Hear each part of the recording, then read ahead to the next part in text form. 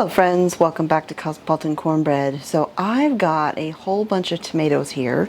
I've got tomatoes coming out of the garden like crazy, and I've also got a whole bunch of peppers and a handful of cucumbers. And Mr. Smith requested an old-timey recipe today, something that his mom used to make years ago, and that is sort of a pickled cucumber, onion, and tomato blend.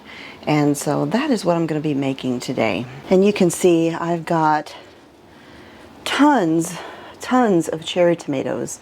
Now his mom used to take tomatoes and cut them into chunks to do this, but since I've got so many of these cherry tomatoes, I've got these super sweet 100s. I've got these Bumblebee Sunrise, I believe these are called. Mr. Smith thinks these might be his new favorite. And then I've got a handful left of the yellow pear tomatoes. Now he loved these previously, but he thinks these ones may have beat them out as his new favorites. Last year, these super sweet 100s were his favorites. That's why I grew one plant of these this year, and I've got these little marble-sized tomatoes. I've had tons and tons of them this year. So I'm just going to rinse these off, and I've got a glove on my hand because I got a paper cut on my thumb, and I don't want to get the acid in there because that would sting a bit. And not only that, but I'm also going to be cutting up and freezing a whole bunch of peppers that I brought in today as well. And so I'm just kind of gloving up and getting ready for it. And as you can see, y'all, I got my new sink in the temporary countertop. I've got my new faucet. Now I'm not going to give you a full tour of the kitchen yet. You'll have to wait for that. It'll come. It'll come in a couple weeks when I get the rest of a few things done here in the kitchen. It's been an ongoing process, you know. My back's doing a little bit better, but I still have to take it easy. And check out this Abraham Lincoln or Abe Lincoln tomato. I got a bunch of good sized ones of these. I didn't really get any Hungarian hearts this year though. I think I got like maybe 2, and that was about it. And I've got a whole bunch of the Dr. Weiss tomatoes, not any gigantic ones, but you know, I'm just appreciative of every tomato that I got because, you know, last year was such a sad situation with the garden, having to, you know, I put it in, I took it out, I had to replace all the soil. And it was rough. So this year was so much better, and I'm just loving it. All right, so I'm going to start off with slicing up. Let's see, we're going to do 2 cucumbers, all out of the garden, of course.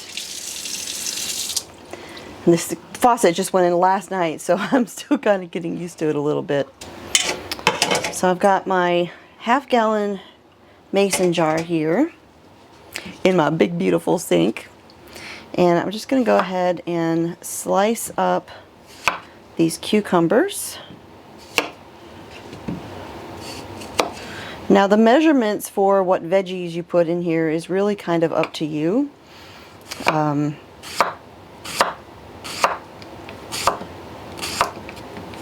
We're just kind of do a little bit of a variety. I'm going to be using the cucumbers, and you can peel them if you want to. You don't have to. It's optional.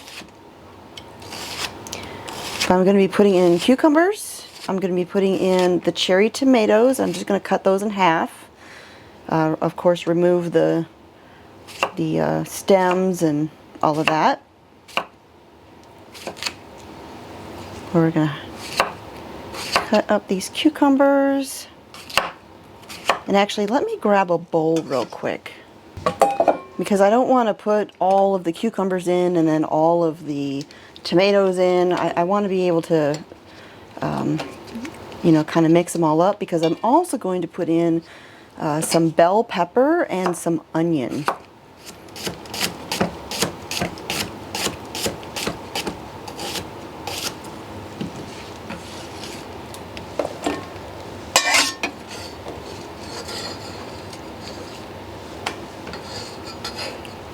And y'all are gonna laugh. I absolutely hate the smell of cucumbers. I know it's a very fresh scent that a lot of people love. They even make like air fresheners with the fragrance. But I cannot stand the smell of cucumbers. Like I'll actually, when I get done here, I'll bring one of my diffusers in here and kind of hide that smell. I just realized I'm missing an end. I'll have to look for it when I'm putting the stuff in the jars. And I might need to grab another jar because I don't know if it's all going to fit. Oh, there it is. Never mind. All right, these little ones here, I'm just pulling off the stems, and I'm just going to put these itty bitty ones in their hole.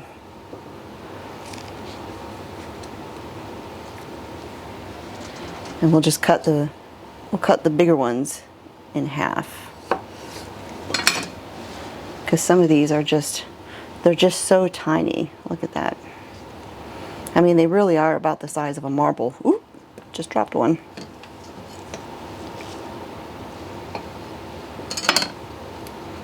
We'll cut the pears in half. And I'm just going to finish up getting these tomatoes ready. All right, I've got my tomatoes ready here. And I've got my cucumbers ready. Next, I'm going to slice up half of a red onion.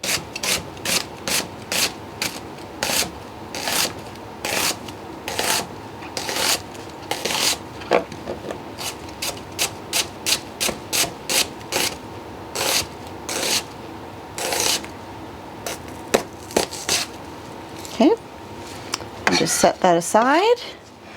And then I'm going to grab a pepper, straight out of the garden, still warm.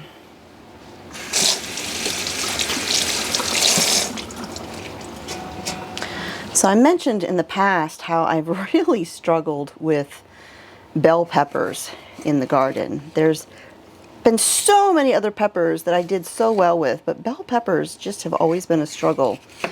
Now this year, I grew ones that were new to me. They were called Ozark something or other. I can't remember exactly what they are. And while they didn't get very big, I did get a good bunch of them. So I'm not going to complain. And it is definitely an improvement from last year. It is progress. So even if I've got little bitty peppers, I'll take it. All right, so next I'm going to take my half-gallon mason jar here, and I'm going to layer in the onions, the peppers, the tomatoes, and the cucumbers just a little bit at a time, so that as they go in, they're kind of mixed up.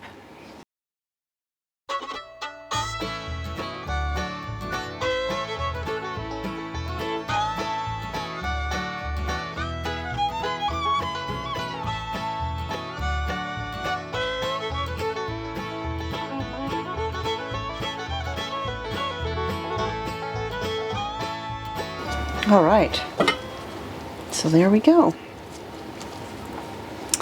That worked out almost perfectly. Actually, I think I can get those last couple pieces of cucumber in there.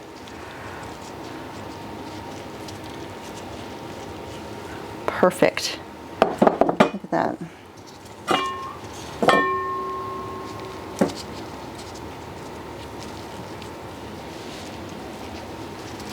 All right, so now I'm going to mix up my brine. Look at that. Isn't that pretty? Beautiful. All right, y'all. So I'm going to make a little bit more brine than I think I need. I can always save the rest and put it in a jar in the fridge and add other veggies to it as they come in out of the garden. So that was 1.5 cups of water. And then I'm going to add in 1.5 cups of white vinegar. Ooh.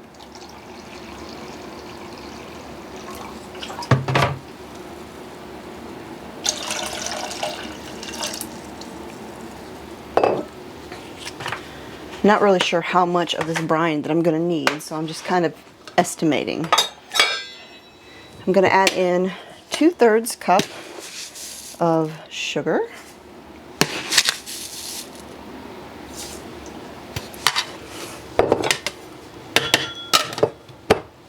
Then I'm going to add in a 1.5 teaspoons of some kosher salt. And my little bitty spoon here is right about 1/2 teaspoon. And I'm going to add in a few grinds of some black pepper.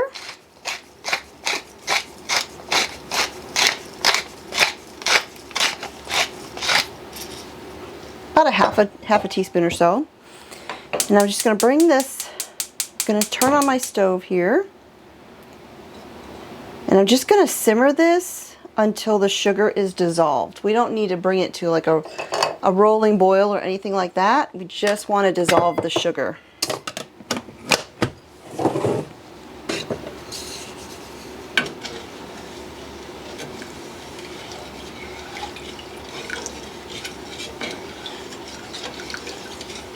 All right, so my brine here is done simmering. The sugar and everything is all fully dissolved.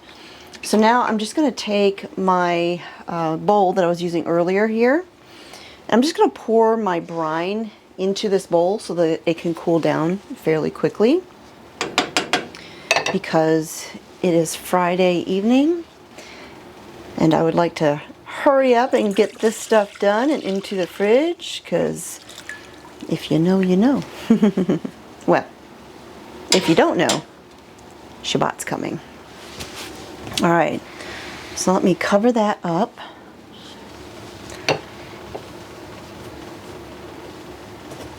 Now I'm just going to let that cool while we go out and do evening chores in 100 degrees.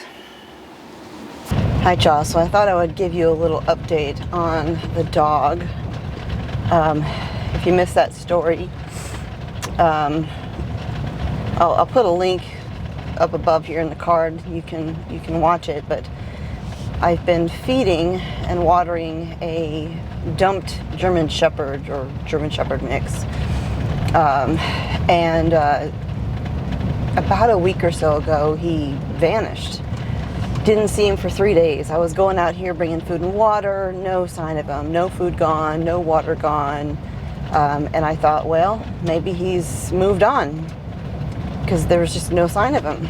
And one night I was going to get Mr. Smith from the airport in the middle of the night. And as I drove past the spot, you know, it was completely dark. And I was like, did I just see something there? So I hit the brakes and I backed up and I looked, and there he was. And I felt so bad because, you know, after 3 days of no seeing him and the food just sitting there going to waste, I hadn't taken any food or water out that day. And so I got up first thing in the morning super early, and I went ahead and I ran out there, or ran out here as I pull up, to bring him some food and water, because, oh, I felt so bad. And he was hungry. Well, what have we got here? Hi, buddy. Oh, somebody besides me is bringing him food and water. These bowls appeared here a couple days ago. I don't know what that is. Oh, it's corn dogs. Hi, buddy. How you doing, huh? Hi, buddy. It's all right. You don't need to worry about that thing.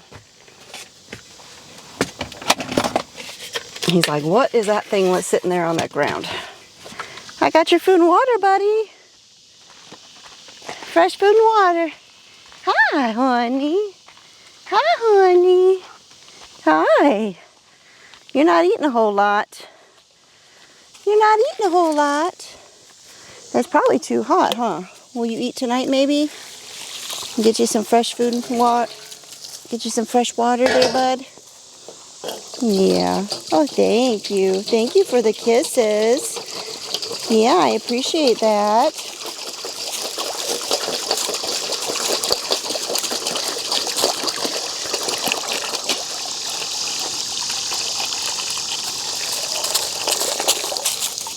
you go. Fresh food and water. There you go, buddy. Yeah, drink some water. It's hot. So like I said, there's somebody else who's bringing him food and water. I don't know who. But we don't need to have too much food sitting out here because frankly it can draw in other animals. Like, of course, raccoons, and we do have bears and mountain lions here, and we just don't need to bait them because I don't want them coming after him. So I'm actually going to make a note and laminate it and pin it to his sofa there, and just thank them for bringing him food, but let them know that they don't need to bring it. They may not realize that somebody else is bringing him food and water because it's over in the shade. They probably don't see it. But I am bringing him good, healthy dog food. Same kind I feed my dogs. And I think I'll leave my phone number on that note so that they can contact me if they want to. But now I know, even if I don't see him, I will bring him food and water and put it out there. Because he's been here now, I'd say close to 3 months. He has not gone anywhere after getting dumped. He's just kind of become part of the routine. I still can't pet him, but he gives me kisses. He gives me kisses now every time I come out. He's still not sure. He's still timid, but I'll take the kisses. Stand up. You're being silly. You're silly. Oh, thank you. In a minute. All right, so we've got our veggies right here. You want to try some? Yeah. We've had the brine cooling. And let me grab a measuring cup. Uh-huh, it's Pickle. That's right. Hmm?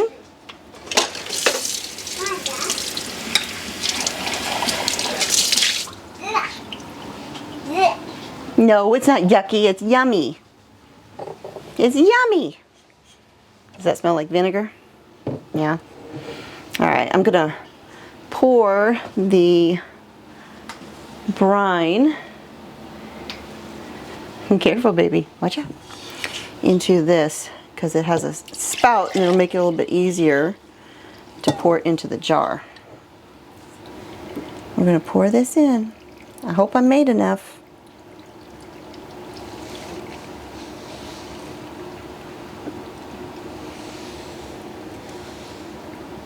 Alright, let's get the rest of it. Me too, me too. You don't want this, silly. No, no, we don't need the spoon, baby. Alright, let's see. Ooh, it looks like it's going to be just right. Okay. It's coming. Here it's coming. Oh, look at that. Push those down. Perfect. Perfect. Perfect. See, the brine came right to the top. All right, so the brine is in there, the lid is closed, and this is going to go into the refrigerator for about 1.5 to 2 days. And every time we come into the kitchen, I'll just give the jar a shake to make sure everything is mixing up well. And I will join you back on Sunday, and Mr. Smith will give these a try. What's going on, Dookie, huh? I don't think you want this.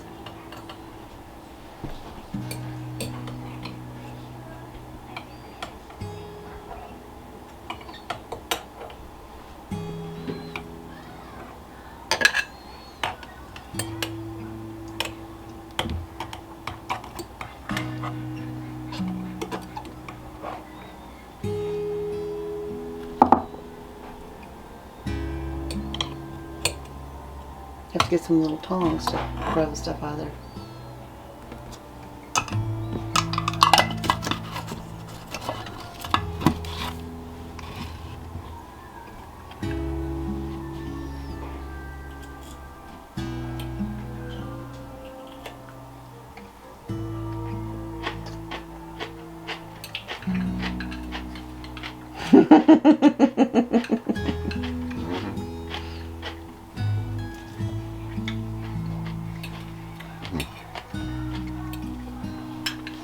It's very good. Thank you. You're welcome. Is it anything like you remember? Good. Alright, so there you go. I don't know if you would call these pickles or a garden salad. You know, maybe pickled veggie salad. I don't know. But this is something that Mr. Smith was asking for. And there you go. This is supposed to last up to 2 months in the refrigerator. Of course, over time, your vegetables will get softer. Alright, so there you go, friends. Mr. Smith's seal of approval. This is not something that I had ever made before, but doing refrigerator pickle sorts of recipes is a pretty standard thing to do.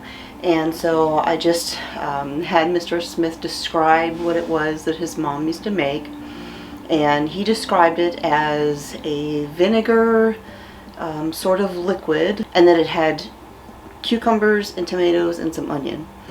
And so I just kind of took that and ran with it and came up with what I think sounded like something that he might like and be similar to what his mom used to make.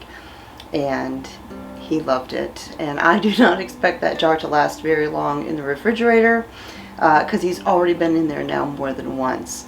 And so I did not photograph this one this time around making it, and so I won't have this on my website quite yet, but the next time that I make it, which I don't suspect will be very long, I will go ahead and photograph it at that time and publish it on my website so that you can download the free printable of the recipe then. Of course, you can always go back and watch this video and write down the measurements that I mentioned while I was doing that. Now, of course, I did not measure the veggies, the tomatoes, the cucumbers, and all of that, but you can see that what I did added up to a half a gallon. So just kind of use that as your guide, and you can go from there.